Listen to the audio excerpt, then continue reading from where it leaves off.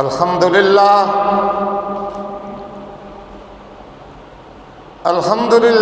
وحدہ والصلاة والسلام علی من لا نبی بعدہ وعلی آلہ واصحابہ الذین اوفوا وعدہ.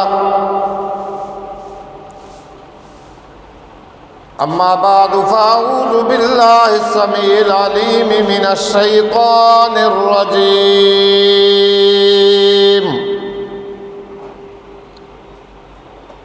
بسم اللہ الرحمن الرحیم.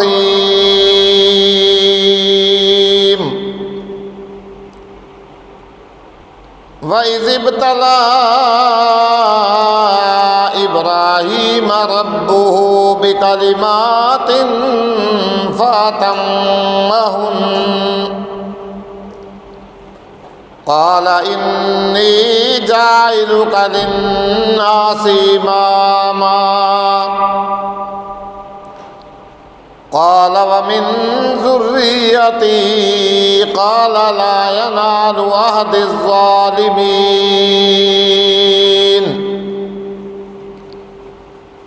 صدق الله مولانا العظيم وبلغنا رسوله النبي الكريم ونحن على ذلك من الشاهدين والشاكرين والحمد لله رب العالمين. ربنا تقبل منا إنك أنت السميع العليم وتب علينا إنك أنت التواب الرحيم. درود شریف. اللهم صل على محمد وعلى آل محمد كما صليت على إبراهيم وعلى آل إبراهيم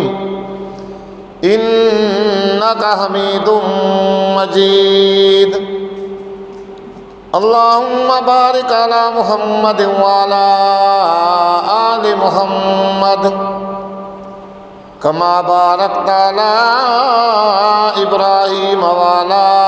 آل إبراهيم إنك حميد مجيد. هو الحبيب الذي ترجى شفاعته لكل هول من الأهوال مقتحم.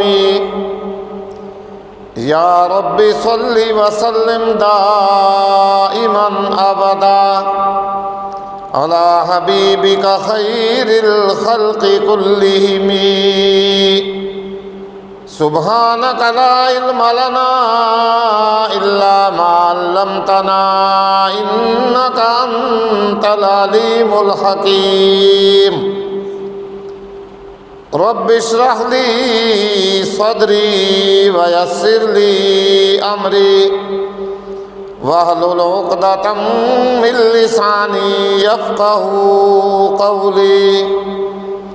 اللهم رب زدني علما اللهم رب زدني علما اللهم رب زدنا علما.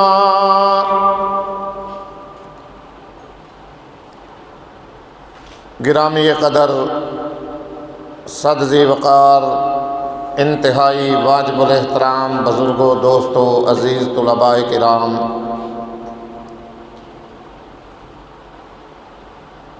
رب ذوالجلال نے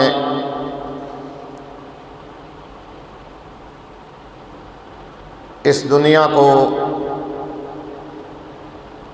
تمام انسانوں کے لیے آزمائش گاہ اور امتحان گاہ بنایا. دنیائے رنگ و بو میں طرح طرح کی چیزوں سے اس کائنات کو سجایا گیا. پہاڑ الگ بنائے، زمین و آسمان الگ بنائے، پیڑ پودے الگ بنائے، پھول سبزیاں الگ پیدا فرمائیں، یہ جتنا ایک کارخانہ قدرت آج انسان کو نظر آ رہا ہے، یہ قیامت تک آنے والے انسانوں کے لیے بہت بڑا امتحان ہے۔ اور پھر یہ بھی قاعدہ اور قانون اور اصول ہے کہ جس قدر انسان کا ایمان ہوتا ہے اسی قدر اس پہ آزمائشیں اور امتحانات آتے ہیں۔ اس سلسلہ کے اندر دنیا کے اندر جو سب سے بڑی ذات ہوتی ہے وہ انبیاء علیہم الصلاۃ کی ذات ہے۔ پھر اسی طرح درجہ بدرجہ صحابہ کرام، پھر تابعین، تبع تابعین، اولیاء کرام، علماء کرام، پھر عام انسان آ گئے۔ جتنا جتنا جس انسان کا ایمان ہوتا ہے اتنی ہی اس کے اوپر آزمائشیں اور امتحانات آتے ہیں۔ قرآن و احادیث کی روشنی کے اندر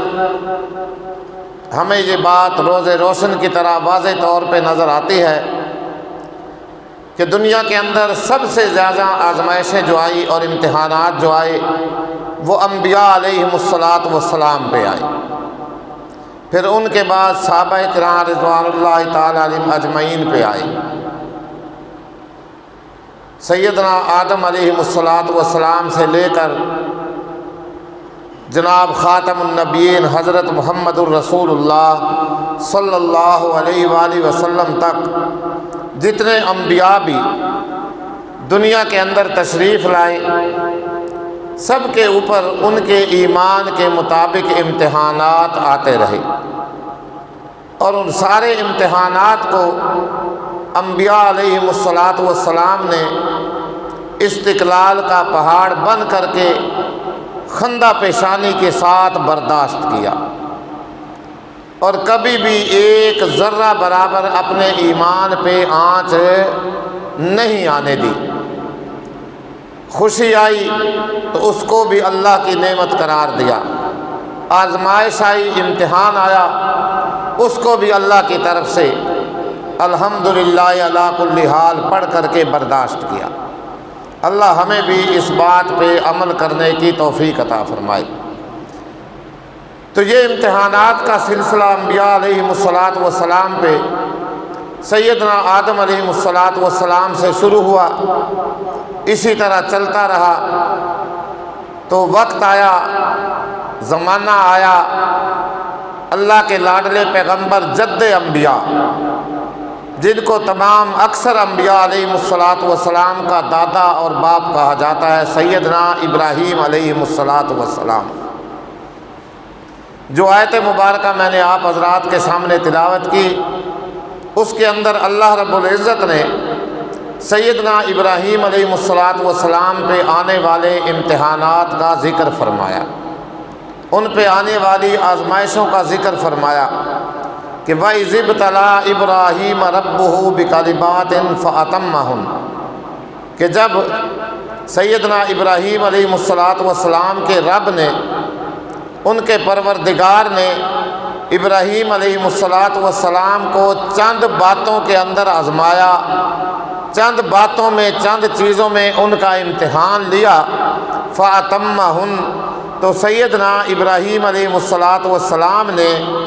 سارے امتحانات میں کامیابی کے 100/100 پورے کے پورے نمبر حاصل کیے، اور سارے امتحانات کو، ساری آزمائشوں کو، جو بھی اللہ کی طرف سے امتحان آیا، آزمائش آئی، ابراہیم علیہ السلام نے ان کو خندہ پیشانی سے برداشت کیا اور کامیابی کے پورے نمبر حاصل کیے۔ سیدنا ابراہیم علیہ السلام نے جس گھر کے اندر جنم لیا، جس پگھوڑے کے اندر آنکھ کھولی، جس معاشرہ کے اندر ابراہیم علیہ السلام کی پیدائش ہوئی، وہ سارے کا سارا معاشرہ جو تھا بت پرست تھا، سارے کے سارا معاشرہ مشرک تھا، حتیٰ کہ ان کا اپنا سارا گھرانہ، اپنا سارا خاندان بت پرستی میں مبتلا تھا، اس معاشرہ کے اندر طرح طرح کی چیزوں کی لوگ پوجا کرتے تھے، کہیں ستارے کو پوجا ہوتی تھی، کہیں چاند کی پوجا ہوتی تھی،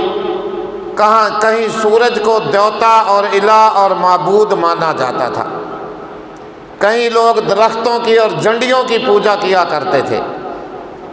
تو اللہ رب العزت نے سیدنا ابراہیم علیہ السلام کو شروع ہی دن سے موحد پیدا فرمایا، اللہ کی توحید کو ماننے والا پیدا فرمایا، شروع ہی دن سے عقل و دانش انہیں عطا فرمائی۔ تو سیدنا ابراہیم علیہ السلام نے جب یہ معاملہ دیکھا کہ خود ان کا گھرانہ جو ہے وہ بھی سارا بت پرست ہے، خاندان بھی سارا مختلف چیزوں کی لوگوں کی چیزوں کی پوجا کرتا ہے، سارا معاشرہ سارے لوگ جو ہیں یہ تو ایک اللہ کو چھوڑ کر کے مختلف چیزوں کو انہوں نے الہ بنایا ہوا ہے۔ 7واں سپارہ ہے، سورۃ الانعام ہے۔ سیدنا ابراہیم علیہ السلام نے ان ساری چیزوں کو سامنے رکھتے ہوئے ستاروں کی بات کو سامنے رکھا اور فرمایا لوگو یہ ستارے بھی تمہارے الہ اور معبود نہیں ہو سکتے۔ پھر چاند کو سامنے رکھ کر کے لوگوں کو سمجھایا کہ لوگو یہ چاند بھی پہلے اس پہ عروج آتا ہے، پھر زوال آ گیا، اور جس کے اوپر عروج کے بعد زوال آ جائے وہ لوگوں کا الہ اور معبود بننے کے قابل نہیں ہوتا۔ پھر اسی طرح ایک دن سیدنا ابراہیم علیہ السلام نے سورج چمک رہا تھا، ساری دنیا کو روشن اور منور کر رہا تھا، تو سورج کو سامنے رکھتے ہوئے جب شام ہوئی سورج نے بھی غروب ہونا شروع کر دیا، آہستہ آہستہ غروب ہونا شروع ہو گیا۔ تو ابراہیم علیہ السلام نے اس دلیل کو سامنے رکھتے ہوئے لوگوں کو سمجھایا کہ لوگوں یہ بھی تمہارا معبود اور الہ اور مسجود بننے کے قابل نہیں ہے۔ فرمایا فلما افلت قال یا قوم انی بریء مما تشرکون، اے لوگو میں تو تمہارے ان سارے الہوں سے بیزاری کا اعلان کرتا ہوں، نفرت کا اعلان کرتا ہوں، یہ تمہارے الہ بننے کے قابل نہیں، بلکہ میں تو اس ذات کو معبود مانتا ہوں، اس کو مسجود مانتا ہوں۔ فرمایا انی وجہت وجہی للذی فطر السماوات والارض حنیفا وما انا من المشرکین، بلکہ میں نے تو اپنے آپ کو اس ذات کے تابع فرمان کر دیا، اس ذات کے سپرد کر دیا، میں تو اس ذات پہ ایمان لے آیا، میں تو اس ذات کو معبود بناتا ہوں، الہ بناتا ہوں، اس ذات کو مسجود مانتا ہوں جو فطر السماوات والارض، جس نے آسمانوں کو بغیر ستون کے پیدا کر کے دکھلایا، بغیر کسی ٹیک کے پیدا کر کے دکھلایا، بغیر کسی انجینئر کو بلائے پیدا کر کے دکھلایا، بغیر کسی سے مشورہ لیے آسمانوں کو بنا کر کے دکھلا دیا، والارض، اور اس ذات پہ میں ایمان لے آیا، اس ذات کو میں نے تو اپنا الہ اور معبود اور مسجود بنا لیا جو زمین کو بھی پیدا کرنے والا، وما انا من المشرکین، اور میں تو مشرکین میں سے نہیں بنتا۔ یہ تقریر سیدنا ابراہیم علیہ السلام نے اپنے خاندان والوں کے سامنے کی، اسی طرح پہلے اپنے گھر میں بھی باپ کو سمجھایا کہ ابا جی ان کی عبادت نہ کیجئے، یہ تمہارے نہ کوئی نفع کے مالک ہیں نہ تمہارے نقصان کے مالک، نہ یہ دیکھ سکتے ہیں نہ یہ سن سکتے ہیں۔ یا ابت انی اخاف ان یمسک عذاب من الرحمن فتکون للشیطان ولیا۔ اے میرے ابا جی، اے میرے پیارے ابا جان، بے شک اگر آپ نے ان کی پرستش نہ چھوڑی، آپ نے ان کی عبادت نہ چھوڑی، آپ نے ان کو معبود بنانا نہ چھوڑا، پھر مجھے ڈر ہے ان یمسک عذاب من الرحمن، کہیں ایسا نہ ہو کہ اللہ کی طرف سے تمہیں عذاب آ پہنچے، تم عذاب کے اندر مبتلا ہو جاؤ،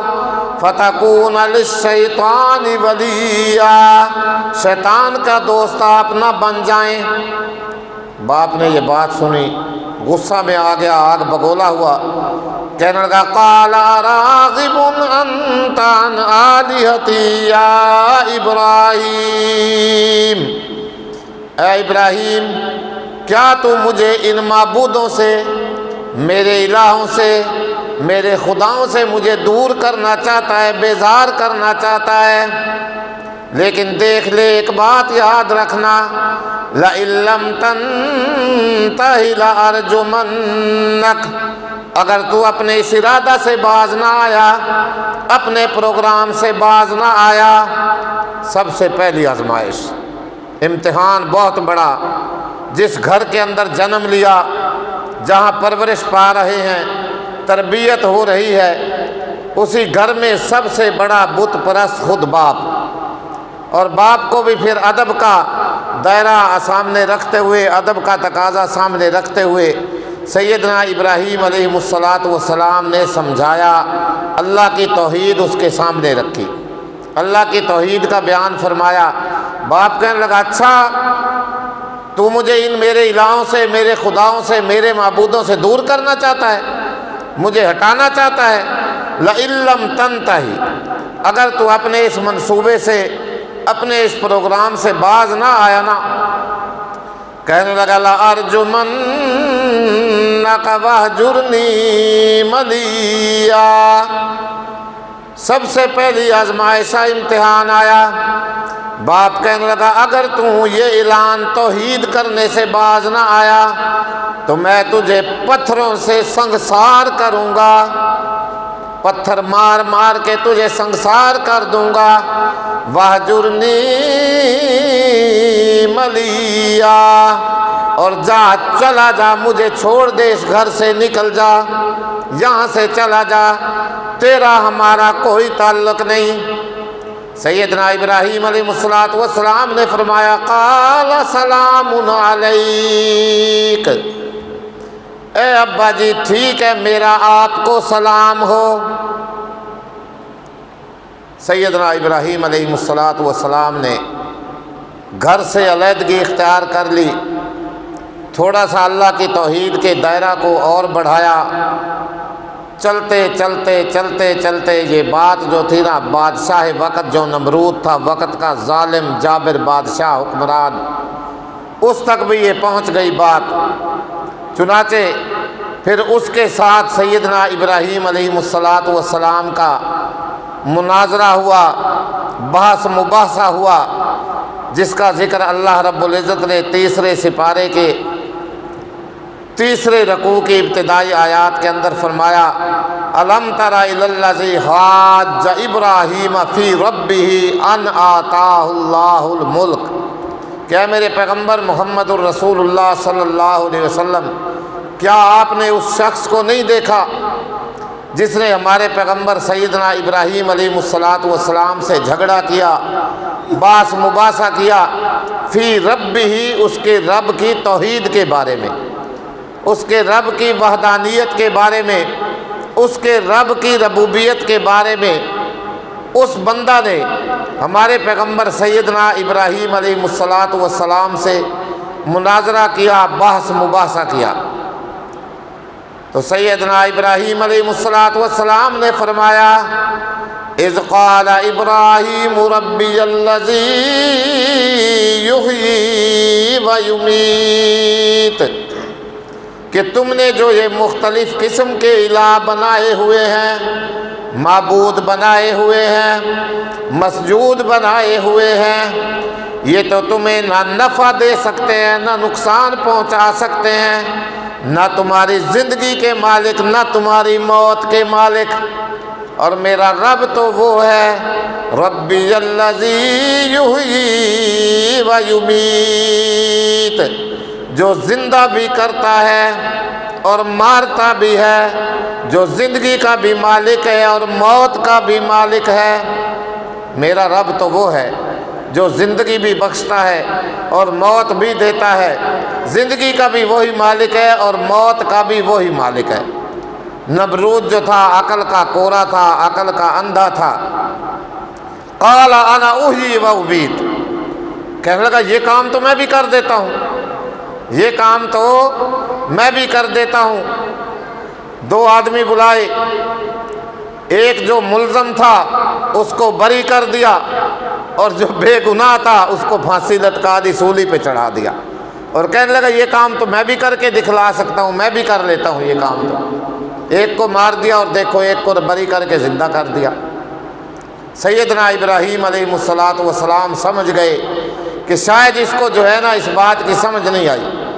قال ابراہیم فإن اللہ یأتی بالشمس من المشرق فأتی بہا من المغرب فبہت الذی کفر۔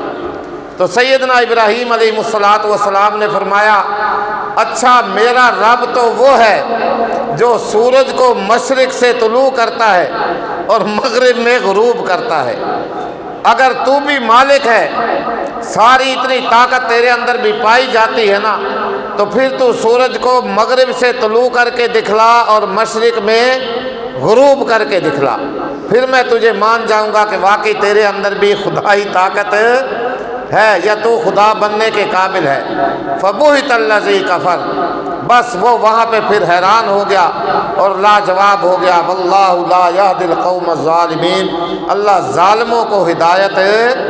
نہیں دیا کرتا۔ بقیہ انشاءاللہ یہاں سے پھر آگے اگلے جمعہ پہ چلیں گے۔ اللہ عمل کی توفیق عطا فرمائے۔ وآخر دعوانا